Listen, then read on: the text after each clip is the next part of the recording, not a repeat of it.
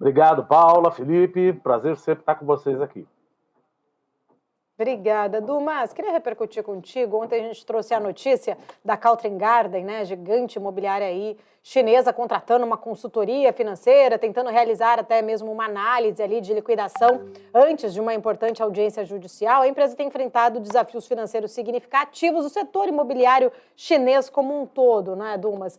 E eu queria entender um pouco da tua leitura, se essa política monetária da China, mais expansionistas, que vem cortando juros, se isso vai conseguir, de fato, impulsionar o crescimento econômico e tentar, aí, de alguma forma, salvar este setor imobiliário chinês.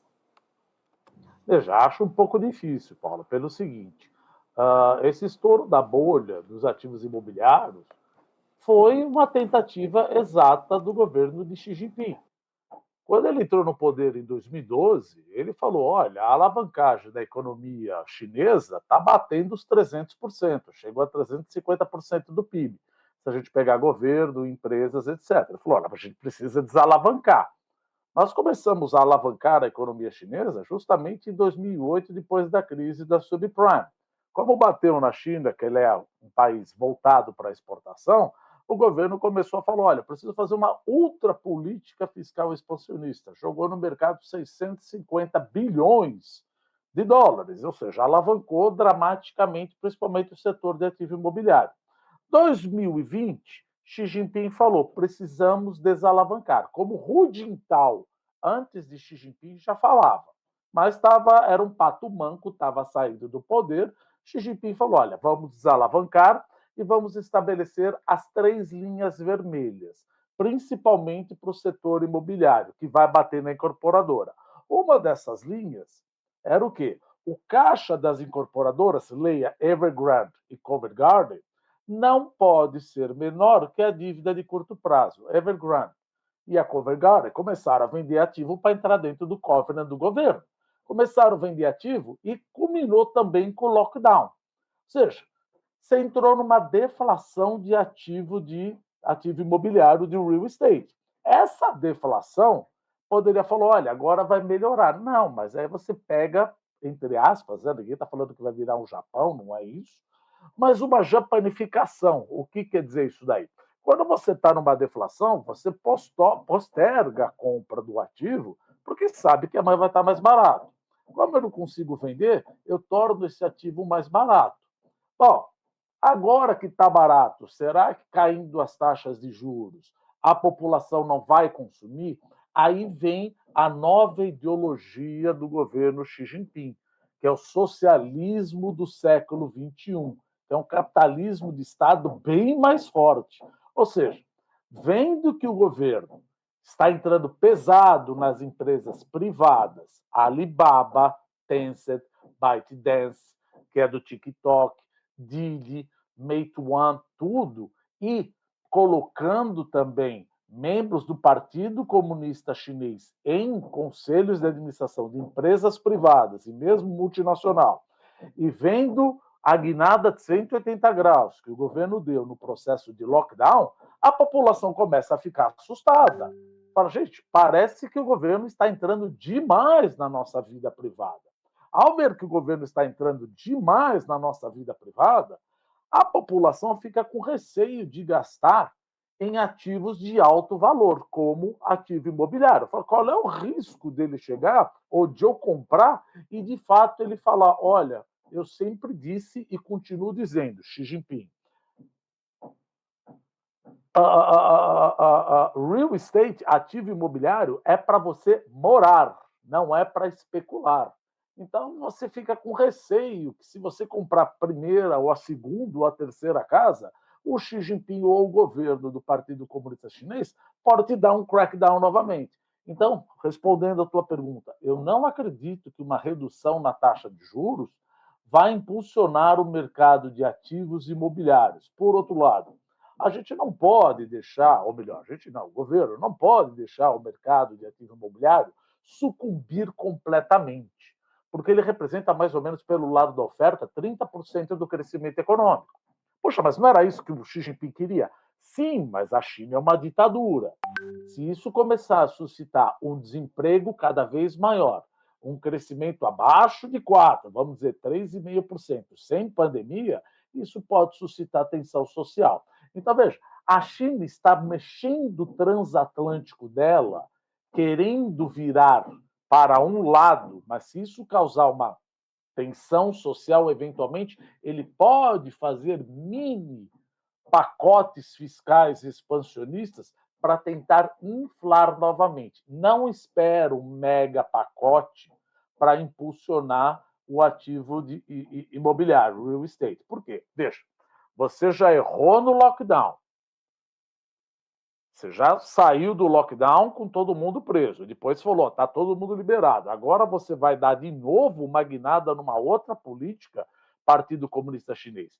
Isso causa mais estranheza e mais receio da população, o que é diferente para consumo de baixo valor.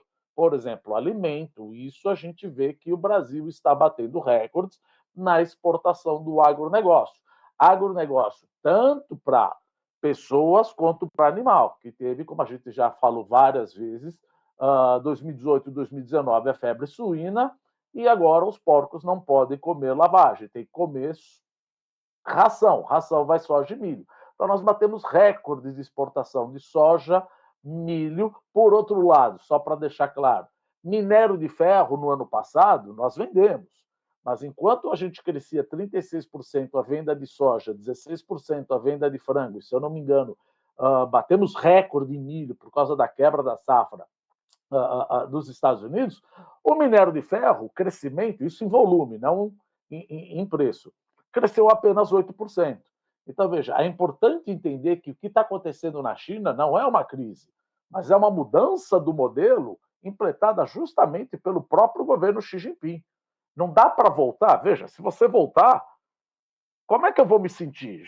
Vai, não vai? O governo vai entrar, não vai entrar? Vai causar cada vez mais incerteza se você der uma guinada de 180 graus no mercado de real estate. Por outro lado, não posso deixar sucumbir completamente a economia, porque, de novo, é uma ditadura e a última vez, tirando o lockdown, que a China cresceu 2%, 3%, foi justamente em 1989, quando você teve o massacre da Praça da Paz Celestial em Beijing, em junho daquele ano. Paula. Dumas, muito boa tarde para você, sempre um prazer conversar contigo aqui às quintas-feiras. Eu queria entender um pouquinho melhor a sua visão também, numa relação que é bastante complexa e está se mostrando cada vez mais complexa, que é a relação China-Estados Unidos, né? Questão de chip para um lado de cá e sanções para o lado de lá, e a gente está às voltas aí com uma eleição, né, iminente nos Estados Unidos, Trump e Biden. Queria entender um pouco da visão, como que a China está monitorando essa eleição e em termos, obviamente, de relações, né, que seria melhor para o Xi Jinping, para a China especificamente, uma reeleição de Biden ou uma volta, um retorno de Trump em questões econômicas, comerciais, enfim. Como que você está avaliando esses possíveis cenários? Nem sou eu que estou avaliando. Quer dizer, a gente avalia muito mais também através dos olhos dos chineses. Os chineses, eles estão falando o seguinte, olha, Trump, por um lado, pode ser bom, por outro lado, pode ser mal. Da mesma maneira, Biden pode ser bom, pode ser mal. Vamos explicar onde que você é bom e onde que você é mal. Se o Trump for reeleito, como é que pensam os chineses? Muito provavelmente existe uma coisa chamada relações comerciais normais permanentes, que Trump já falou que foi o pior dos erros que os Estados Unidos cometeram em relação à China. O que é isso? Desde os anos 2000 até 2018, vamos dizer assim, quando o Trump estava no poder, os chineses gozam da mesma tarifa que qualquer outro país. Então, ele começou a aumentar a tarifa. Ele falou que vai entrar no artigo 2 ou 5º desse relação comercial normal permanente, ou seja, vai tirar completamente esse país, a China, da relação normal permanente que foi estabelecida em 2000. O que isso significa? Que a tarifa que Trump colocou de 19,5%, 20% na média dos bens e serviços que vinha da China, ele vai subir para 61%. Veja, então, se a gente fizer uma conta, que é o único lugar que tem 61% de tarifa, que é a China, que os Estados Unidos estabelecem, é em Cuba, Rússia, Bielorrússia e Coreia do Norte. Se Trump entrar, nós temos que esperar uma bruta trade war, uma bruta guerra comercial. Por exemplo, celulares deve subir 35%, vai ser tributado em mais 35%. Brinquedos, 70%. É óbvio que a tributação vai ser muito mais em carros elétricos do que o queridinho de um iPhone. Então, por esse lado, Trump seria pior. Por outro lado, Taiwan, o Trump já deixou claro, falou, olha, é verdade, Taiwan não faz parte da OTAN, mas Japão faz, a Coreia do Sul faz, etc. E Taiwan deixou claro, ele voltou a condicionar a ajuda dos Estados Unidos aos aliados da OTAN aos gastos com defesa. E uma declaração aqui que saiu, ele falou o seguinte, que inclusive é a capa da Economist. Será que a Europa está pronta? Estamos falando da Ásia. Trump disse que encorajaria a Rússia a fazer o que quiser a qualquer país da OTAN. Bom, o que significa? Significa que, muito provavelmente, Trump não está nem aí para Taiwan. Ele não está nem aí para o Japão. Ou você paga, ou você investe na defesa do seu país e ajuda os Estados Unidos no orçamento militar também, porque senão não vai sair em sua ajuda. Então, veja, Trump deixa bem claro que ele não fala a frase completa, mas ele diz America First. Ele poderia continuar. E eu não me importo com o resto. Então, por exemplo, o chinês não vê tão problemático uma eleição de Trump em relação a Taiwan. Por outro lado, como é que a gente vê Biden? Provavelmente, se Biden for reeleito, se acontecer isso daí, nós não teríamos uma guerra comercial como tão aviltada por Trump. Trump falou, vou subir a tarifa para 61%. Mas o que o Biden vai fazer? Veja, o Biden não subiu as tarifas de Trump. Continuou com 19,5%, na média 19,5%, 20%. Provavelmente ele vai continuar com o chamado Foreign Direct Product Rule, ou seja, a regra para investimentos estrangeiros. Não vamos exportar para a China nenhum equipamento que possa fazer semicondutores ou tecnologias de ponta, que isso ajudaria na inteligência artificial, na nanotecnologia, na biotecnologia, etc. Então, pelo lado da guerra comercial, Biden é preferível. Só que pelo lado de Taiwan, Biden não é preferível, porque ele já mandou muitas vezes sinais que não são ambíguos, porque a diplomacia chinesa, Taiwan, Estados Unidos sempre buscou trabalhar com uma diplomacia ambígua.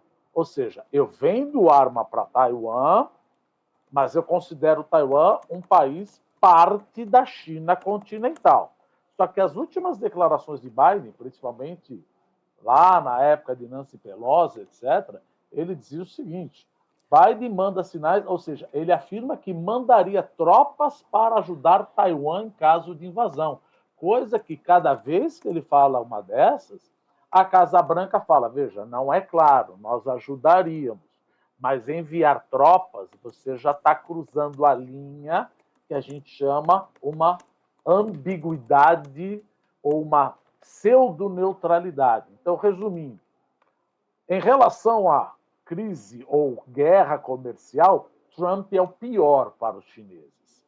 Em relação a Taiwan, Trump não é tão ruim, pelo menos dado que Trump tem falado.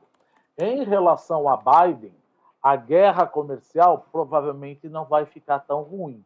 Mas, dadas as declarações em relação a Taiwan, Biden tende a ser, pelo menos pelas declarações de Biden e Trump, Biden tende a ser pior para Taiwan, ou seja, para a China. Então, veja, você não tem o melhor ou o pior.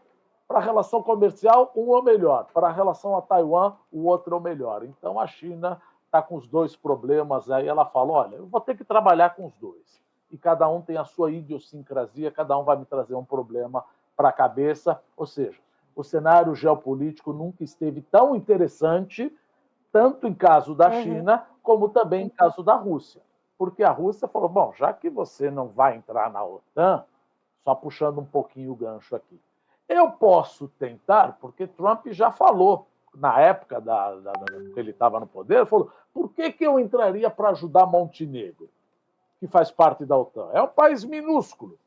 Ou seja, Putin provavelmente já deve estar paquerando a Lituânia, porque a Lituânia faz, na parte lá, Leningrado, Stalingrado, não lembro, tem um corredor que faz parte da Lituânia. Ele pode testar, eventualmente, mandar tropas para a Lituânia. Faz parte da OTAN, mas os Estados Unidos falaram, eu não vou mandar tropa para ajudar a Lituânia, ela é muito pequena. Ou seja, ele pode tentar buscar países menores para ver até que ponto a OTAN, liderada pelos Estados Unidos, entraria. Enfim, o tabuleiro geopolítico nunca esteve tão interessante até 2027, gente.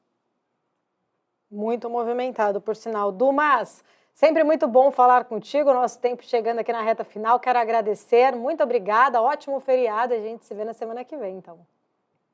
Obrigado, gente. Boa Páscoa a todos. Um abraço. Um abraço. Obrigada. Grande Roberto Dumas, trazendo aí visões muito importantes. Vandique,